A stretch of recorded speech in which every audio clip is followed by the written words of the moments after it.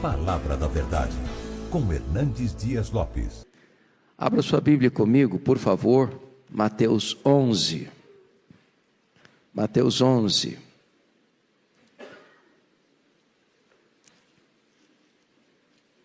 E leremos a partir do verso 25 até o versículo 30.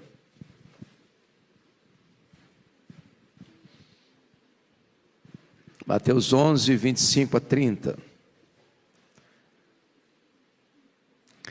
Por aquele tempo, exclamou Jesus: graças te dou, ó Pai, Senhor do céu e da terra, porque ocultaste estas coisas aos sábios e instruídos e as revelaste aos pequeninos. Sim, ó Pai, porque assim foi do teu agrado. Tudo me foi entregue por meu Pai. Ninguém conhece o Filho, senão o Pai. E ninguém conhece o Pai, senão o Filho, e aquele a quem o Filho o quiser revelar. Vinde a mim todos os que estáis cansados e sobrecarregados, e eu vos aliviarei.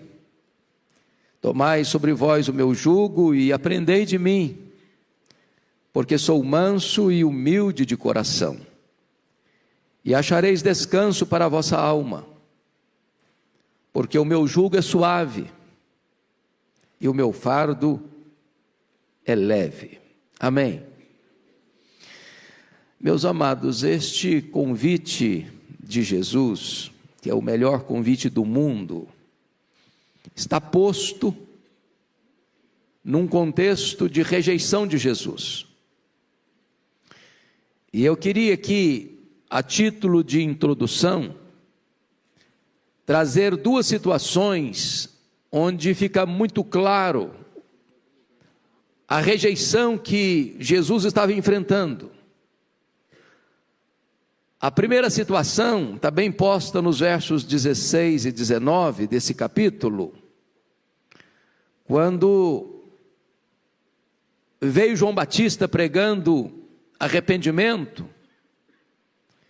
e as pessoas reagiram a eles: ele tem demônio. E João Batista não comia e não bebia.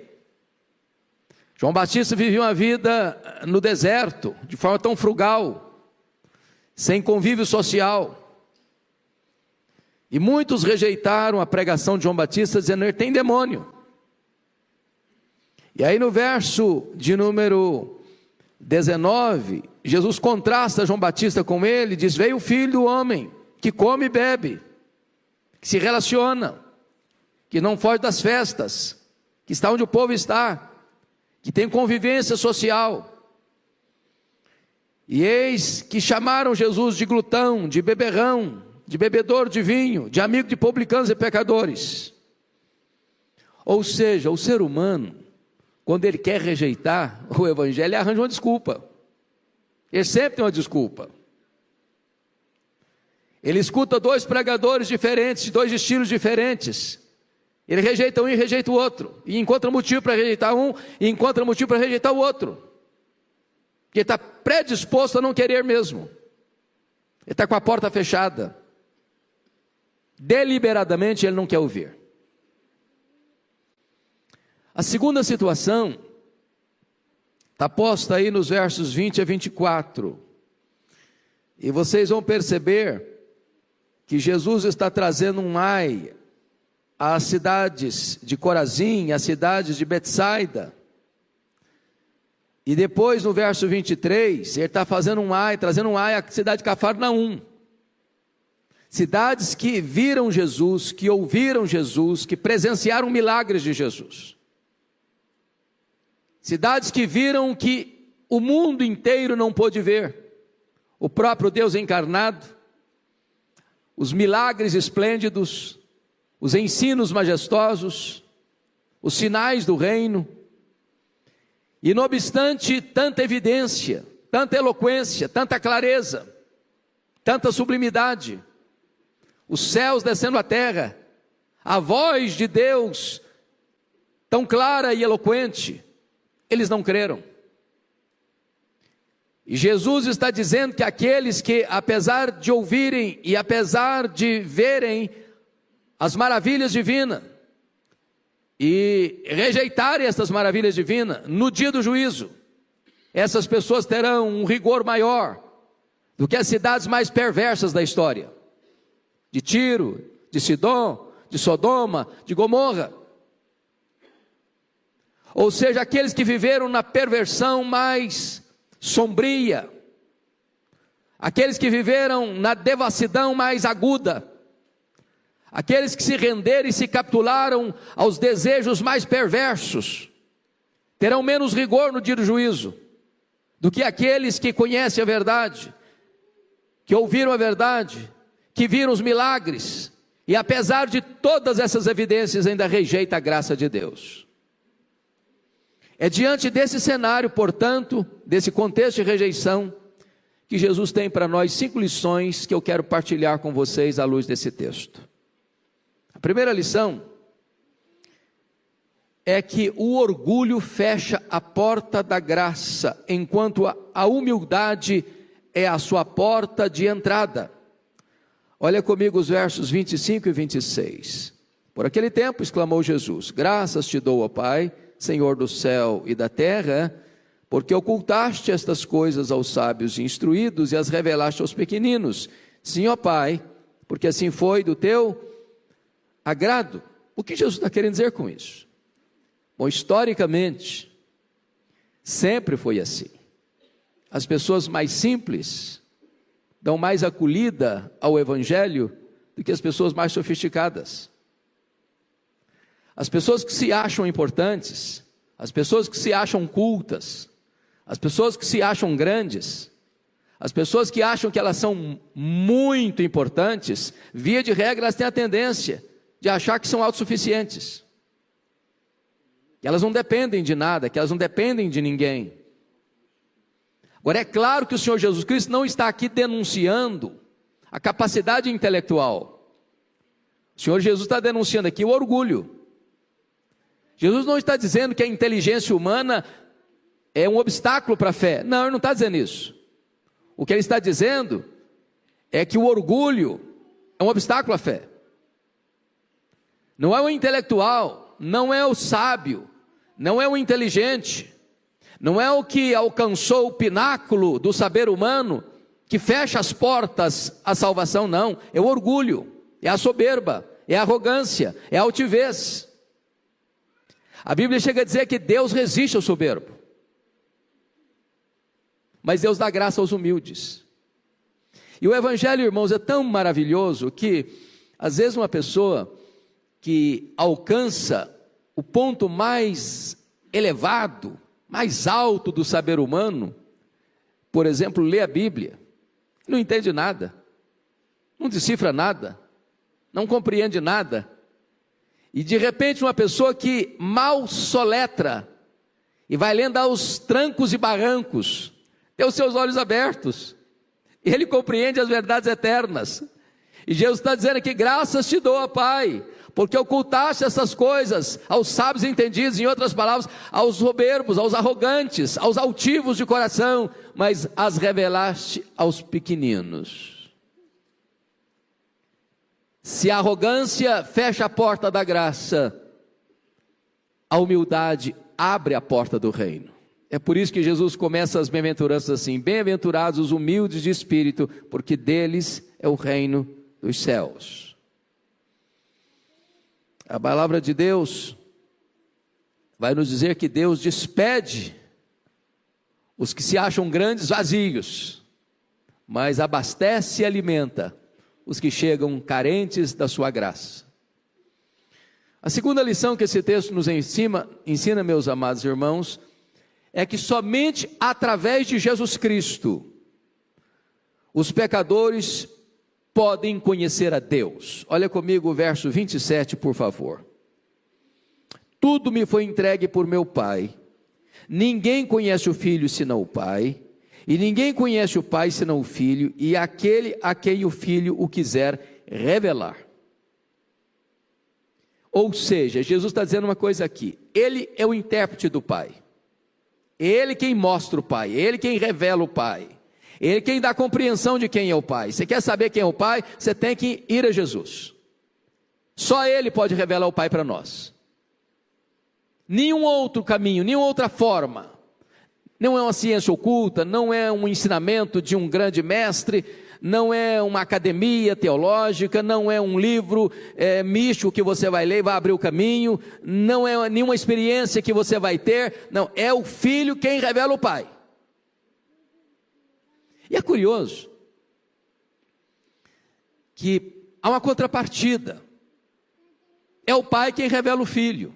Vocês se lembram lá de Mateus 16, quando Jesus está lá no extremo norte de Israel, lá nas fraldas do Monte Hermon, lá em Bânias, onde nasce o Rio Jordão, em Cesaré de Filipe, que Jesus faz uma enquete com os seus discípulos, perguntando para eles assim: quem dizem os homens ser o Filho do Homem? E eles responderam: Senhor, o povo está tão confuso a teu respeito, uns pensam que tu és João Batista, outros acham que tu és Elias, outros acham que tu és Jeremias, outros acham que tu és alguns dos profetas. O povo não sabe nada, está todo confuso. E Jesus pergunta: e vós, quem dizeis que eu sou? E Pedro respondeu: tu és o Cristo, o Filho do Deus vivo. Talvez Pedro aguardasse até um elogio de Jesus: parabéns, Pedro, você é um homem muito inteligente, você tem um bom discernimento espiritual, você tem razão, é isso mesmo. Mas Jesus disse o contrário para ele. Jesus disse assim: bem-aventurado és, Simão Barjonas, porque não foi carne e sangue quem tu revelaram, mas o meu Pai que está nos céus.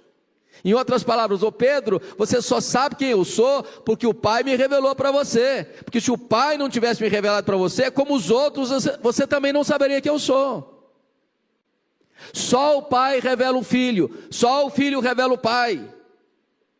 E Jesus está mostrando aqui esta verdade, porque a rejeição que ele estava tendo em Israel é que as pessoas não acreditavam que ele fosse o Messias, que ele fosse o Filho de Deus, que ele era o caminho para o Pai, que ele que haveria de levar ao Pai. Estavam rejeitando a Jesus. E quem rejeita Jesus não tem o Pai, quem não tem o Filho não tem o Pai. Não há mínima chance de alguém ter comunhão com Deus a não ser por meio de Jesus. Não há mínima chance de alguém entrar à presença de Deus a não ser pelo caminho que é Jesus. Não tem nenhuma possibilidade de alguém entrar nos céus senão pela porta que é Jesus. Ele é o mediador, ele é a exata expressão do ser de Deus, ele é o revelador do Pai. Essa é a verdade que está posta nesse texto. Mas agora vem a terceira verdade, irmãos, desse texto das 5 lições. Jesus faz o mais glorioso de todos os convites. Confira comigo o verso 28, por favor.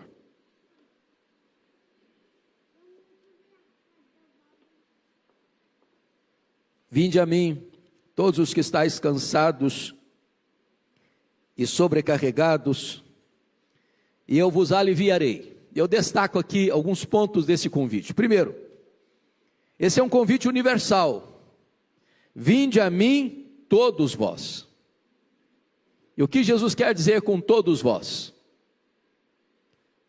Esse todos vós inclui judeus e gentios, homens e mulheres, crianças, juniores, adolescentes, jovens, adultos e velhos, ricos e pobres, doutores e analfabetos, religiosos e ateus,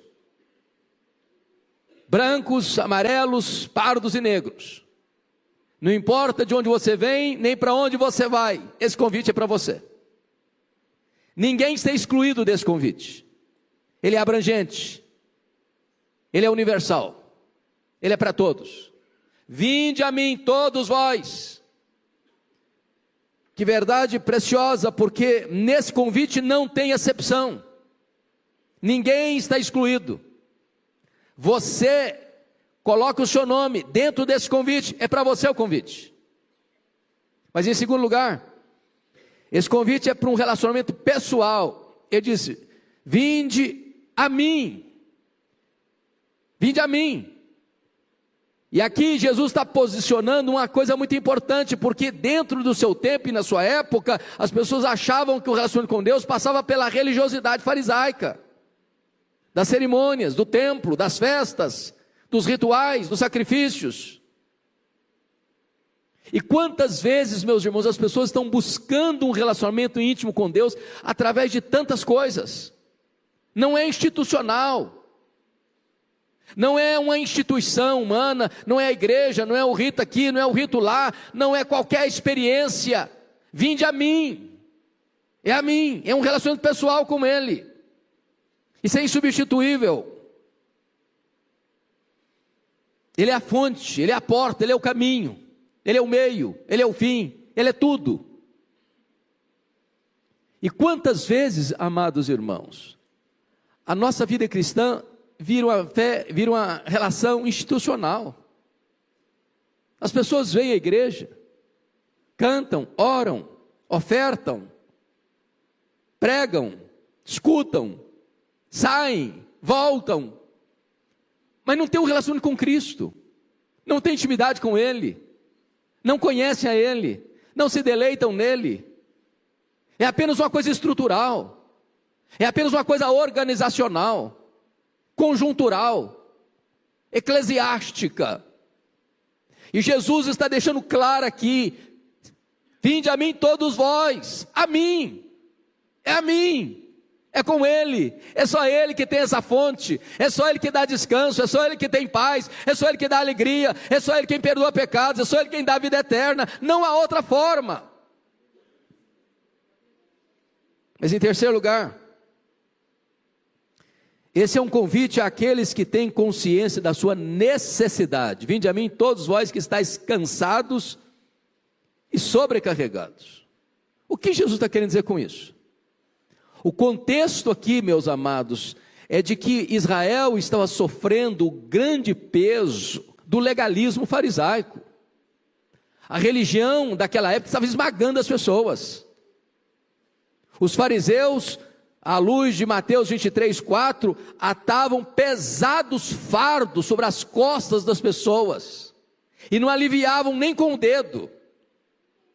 De repente, usando a linguagem nossa de hoje, ser crente estava sendo um peso, um fardo, uma coisa insuportável.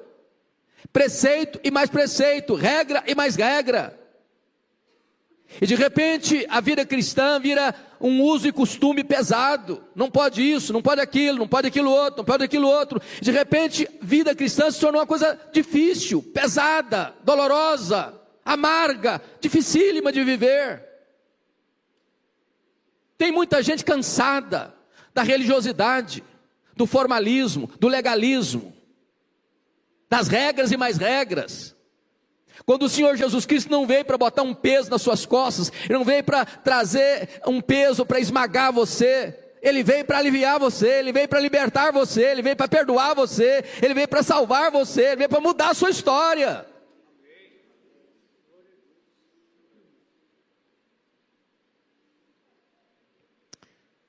Mas, amados irmãos, eu queria destacar aqui duas coisas.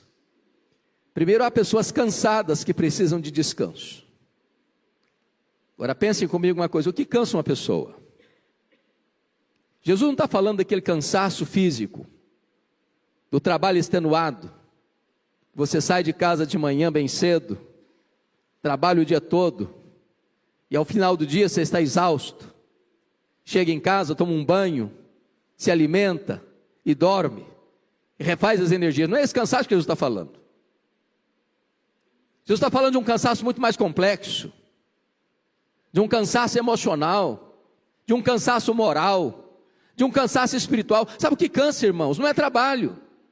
O que cansa a nossa alma é o pecado. O pecado cansa. O pecado traz desgaste. O pecado tira o seu sono. O pecado tira a sua paz. O pecado tira o seu sono tranquilo, sereno. O pecado é um chicote que atordoa você, que atormenta você, que não deixa você descansar, que não deixa você refrigerar a sua alma. E Jesus está dizendo o seguinte: vinde a mim todos vós que estáis cansados, oprimidos, sobrecarregados. Há pessoas que estão cansadas das suas fraquezas, dos seus vícios, das suas mazelas. Há pessoas que estão cansadas da insatisfação que esse mundo produz. Tudo que você bota a mão, buscando satisfação, preencher o vazio da sua alma, parece que vai crescendo ainda mais o vazio. É só você ler o livro de Eclesiastes, quando Salomão foi procurar a felicidade. Ela é legítima. É bom você buscar a felicidade. Deus nos criou para sermos felizes, claro. Deus não é sádico. Deus tem o melhor para nós. Mas o problema é que o homem vai buscar a felicidade onde? Nas aventuras, nos prazeres, nas alegrias debaixo do sol. E tudo que você bota a mão debaixo do sol não vai satisfazer você. Nem o trabalho, nem a riqueza, nem a conquista, nem a fama, nem o sexo, nem os prazeres, nem as aventuras, nem o conhecimento, nem a inteligência humana, nada disso é correr atrás do vento. Você não vai conseguir. Não vai conseguir. E aí as pessoas se cansam. Há pessoas cansadas da culpa, o chicote da culpa, da religiosidade árida, o cabresto do diabo, prisioneiro às vezes da vaidade, do orgulho, da soberba, da avareza, da ganância, da impureza. Todas essas coisas trazem cansaço, muito cansaço. E Jesus está dizendo: vinde a mim, todos vós que estáis cansados e sobrecarregados. Mas vamos entender, talvez essa segunda palavra, porque ela é um pouco além da palavra cansado. Sobrecarregado, a palavra já está querendo dizer, tem uma sobrecarga, tem uma carga extra. Ele tem uma mochila muito pesada nas costas. Ele está arquejado. Ele está como que esmagado debaixo de um rolo compressor. Ele está carregando um peso que ele não suporta. Ele não aguenta mais. E tem gente, irmãos amados, pessoas que estão assim,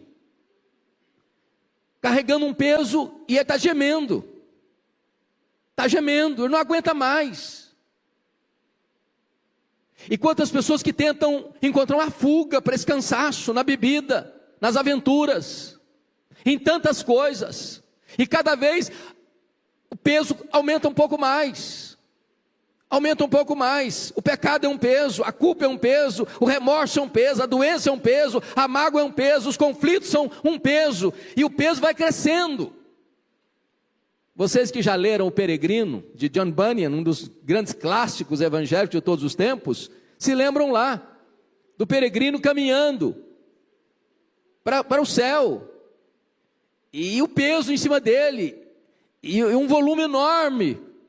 E cada experiência que ele passa, o peso vai aumentando, e a viagem vai ficando mais amarga, difícil, até que ele tem um encontro com a cruz. E aquele peso sai das costas dele, aquele fardo sai das costas dele, e ele se vê livre, aliviado, perdoado, leve, solto, para caminhar para uma vida plena, para uma vida abundante, para uma vida feliz. Esse convite é feito para você hoje. Se você entrou aqui hoje cansado e sobrecarregado, Jesus quer aliviar você. Jesus quer tirar esse fardo das suas costas. Jesus quer resolver esse problema da culpa, do medo, da angústia, do desespero. Ele quer tirar esse peso das suas costas e trazer alívio para você. Mas há uma quarta verdade nesse texto que eu quero então enfocar. É que Jesus faz aqui nesse texto também a mais gloriosa promessa. Confira comigo o verso 28b. Ele diz assim: e eu vos aliviarei. E olha comigo o verso 29b. E achareis descanso para a vossa alma. Então vamos entender o que Jesus quer nos ensinar aqui, meus amados irmãos. Descanso para a alma. Descanso para a alma.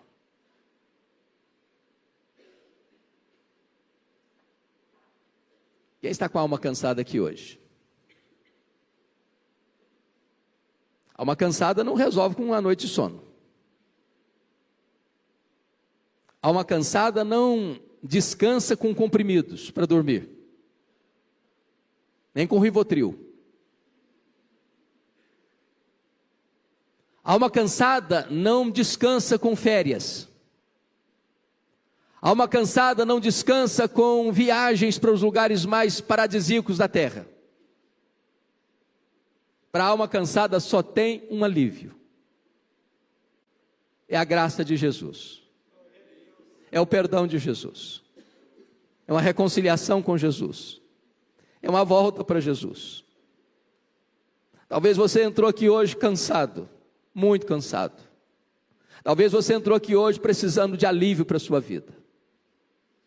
Talvez você entrou aqui hoje precisando de voltar-se para Deus e reconciliar-se com Deus. E o Senhor Jesus está aqui hoje para dizer assim: se você está cansado, se você está sobrecarregado, vinde a mim, e você vai encontrar descanso, você vai encontrar descanso para a sua alma. Se você colocar hoje a sua vida nas mãos de Jesus, quem sabe hoje você vai dormir, você vai ter paz, você vai ter sossego, você vai ter descanso, você vai ter alegria, você vai ter paz. Eu estava lendo certa feita a história dos 10 homens mais ricos do mundo, hospedados num hotel de luxo em Nova York, tratando dos seus negócios. E o autor que descreveu essa cena acompanhou a história daqueles 10 homens mais ricos do mundo, num hotel de luxo,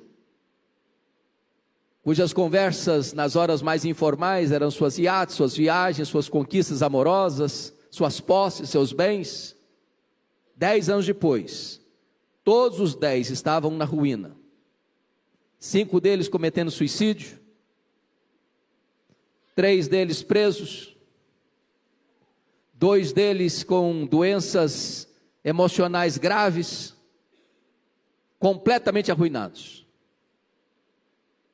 Porque as coisas deste mundo não conseguem trazer alívio para a alma, não conseguem satisfazer o coração, não conseguem atender as demandas íntimas do coração. Mas o Senhor Jesus, Ele está aqui hoje para oferecer para você descanso. E descanso significa perdão. Descanso significa alívio do fardo do pecado e da culpa. Descanso significa você estar reconciliado com Deus e restaurado por Deus. Eu acho isso maravilhoso, porque Jesus não chega para esmagar a cana quebrada. O legalismo fariseu, quando alguém errava, arrebentava com a pessoa. Mas Jesus vem cheio de graça e de misericórdia. Ele é capaz de pegar as pessoas mais machucadas e feridas da vida para restaurá-las. Ele restaurou Pedro, não esmagou a cana quebrada. Ele restaurou pessoas que estavam completamente machucadas pela vida, como a mulher samaritana, como a mulher pega em adultério.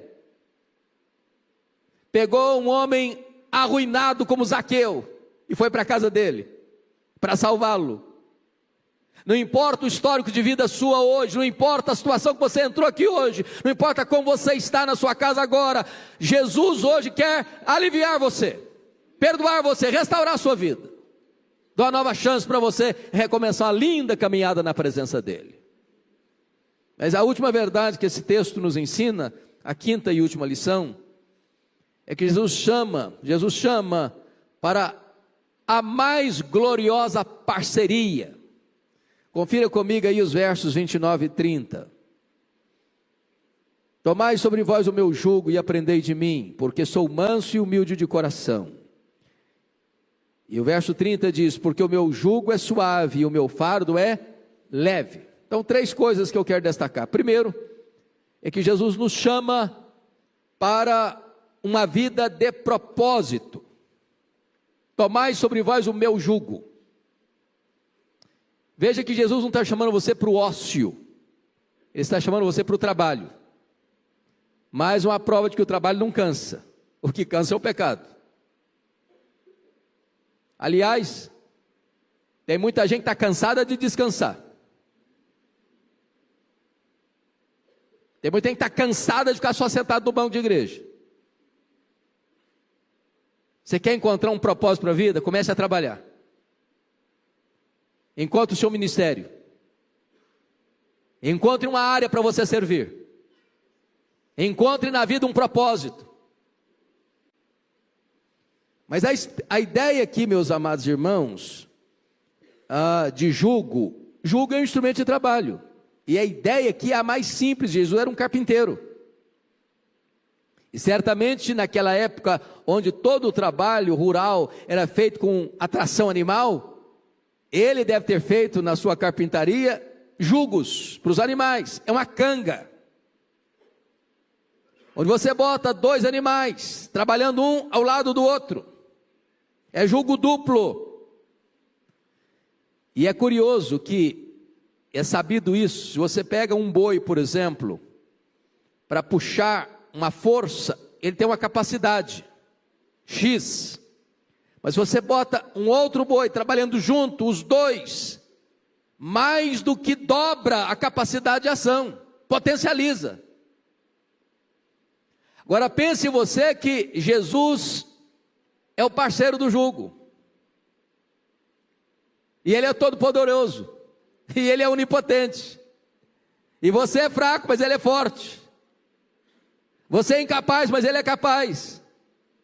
Você tem limitações, mas ele é todo poderoso. E ele está dizendo o seguinte: vem comigo. Eu estou chamando você comigo. E eu vou com você. Você não vai sozinho, eu vou com você. Você não vai trabalhar sozinho, eu vou ser sua força. Eu vou dar direção para você. Eu vou dar significado para a sua vida. O seu trabalho vai ter propósito, vai ter direção, vai ter resultado.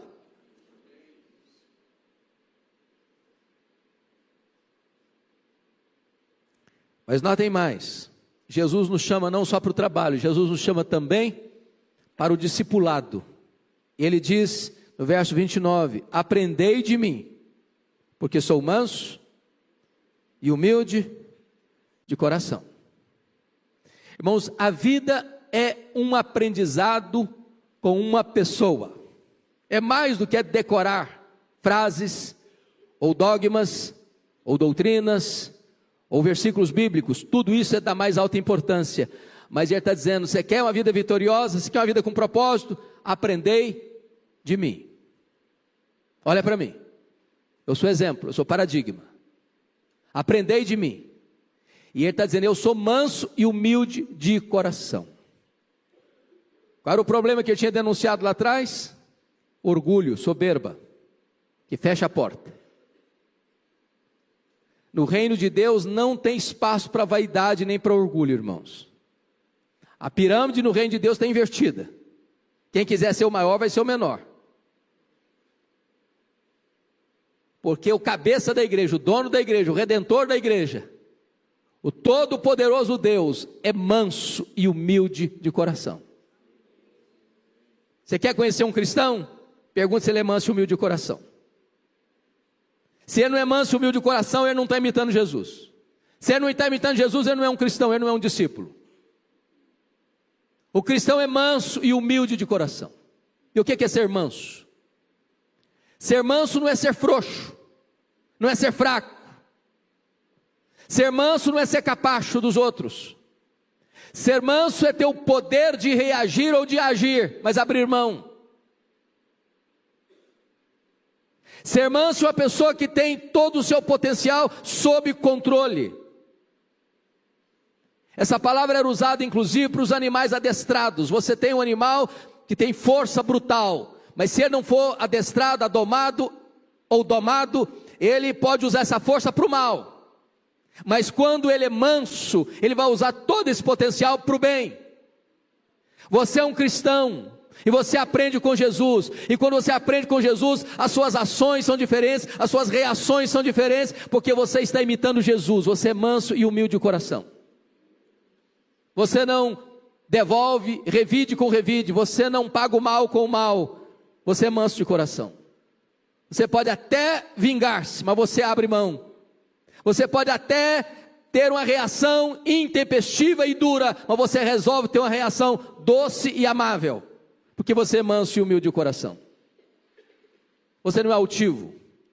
A Bíblia diz que o Senhor Jesus, sendo Deus, não julgou como usurpação o ser igual a Deus, antes a si mesmo se esvaziou, assumindo a forma de servo, e humilhou-se até a morte e morte de cruz. Quando você se humilha, Deus exalta você. pelo que o exaltou sobremaneira, e lhe deu o nome que está acima de todo nome, para que o nome de Jesus se dobre todo o joelho, nos céus, na terra e debaixo da terra, e toda a língua confesse que Jesus é Senhor, para a glória de Deus Pai. Mas finalmente, Jesus garante que a vida que Ele oferece é uma vida deleitosa, quando você pega o jugo dEle, e quando você imita a Ele. Porque no verso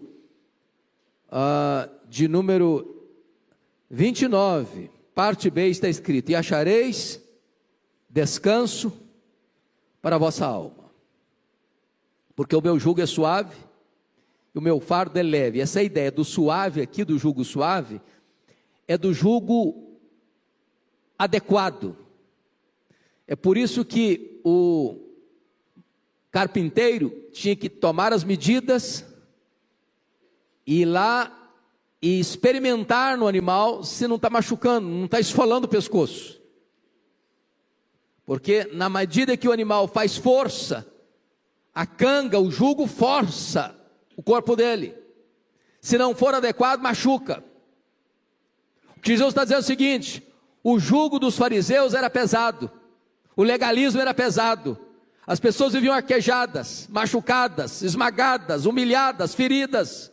Elas não davam conta, fardos e mais fardos. Eles diziam: se você vier comigo, se você pegar o meu jugo, se você aprender de mim, o meu jugo é suave, é adequado para você, não vai machucar, não vai esfolar o seu pescoço, vai ser suave, e você vai encontrar descanso para a sua alma, descanso para o seu coração. Meus irmãos, hoje temos crianças cansadas, tem adolescente cansado, tem jovens cansados, tem homens e mulheres cansados, tem uma população cansada, tem tanta gente completamente sobrecarregada, e não vou encontrar alívio nem nos remédios, não vou encontrar alívio nem nas viagens, não vou encontrar alívio nem nas aventuras, mas pode encontrar alívio nesta noite no Senhor Jesus Cristo. Ele está aqui, e Ele é poderoso para dar alívio e descanso para a sua alma. Qual vai ser a sua decisão? Cafarnaum ouviu Jesus, Cafarnaum viu os milagres de Jesus, Cafarnaum rejeitou Jesus.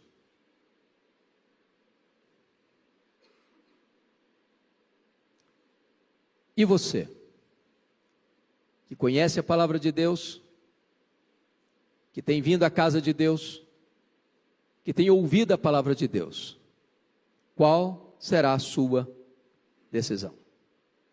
Feche os seus olhos por um momento, curva a sua fronte, eu quero orar com você.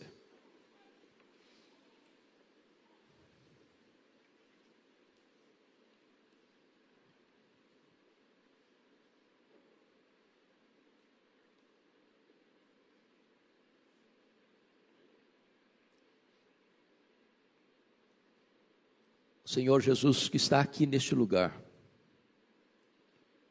Ele conhece tudo e sonda a todos. Às vezes nós escondemos o nosso cansaço das pessoas.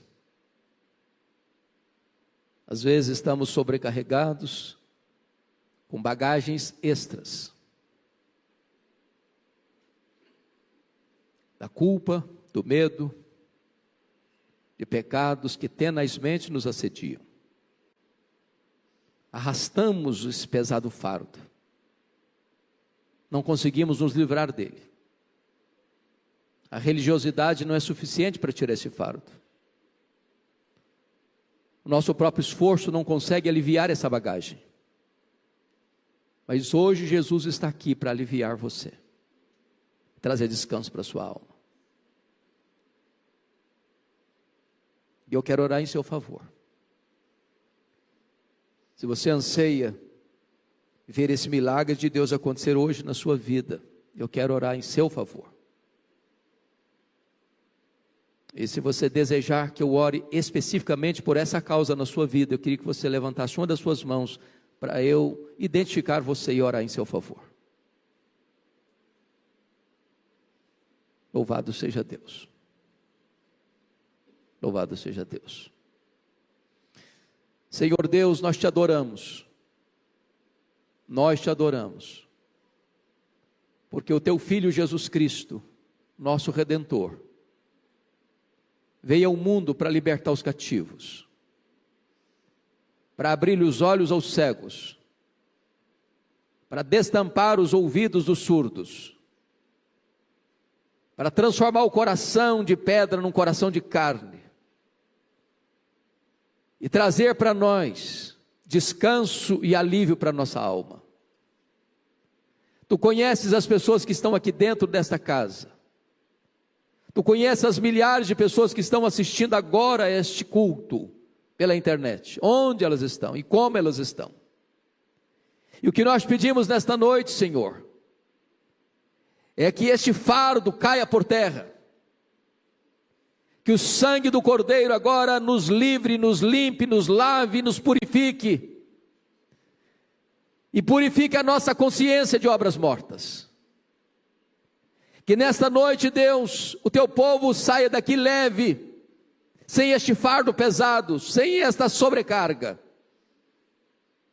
Que nesta noite, Senhor, a tua graça nos assista e nos liberte de todas as amarras que prenderam a nossa vida a este jugo pesado, para nós hoje buscarmos o jugo de Jesus, que é adequado, que é leve, que traz para nós propósito na vida, sentido para a vida e descanso para a alma.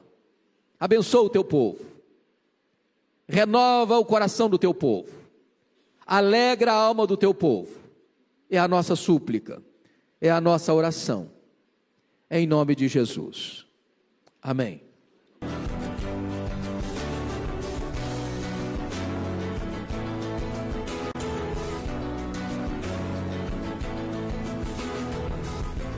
Palavra da Verdade, com Hernandes Dias Lopes.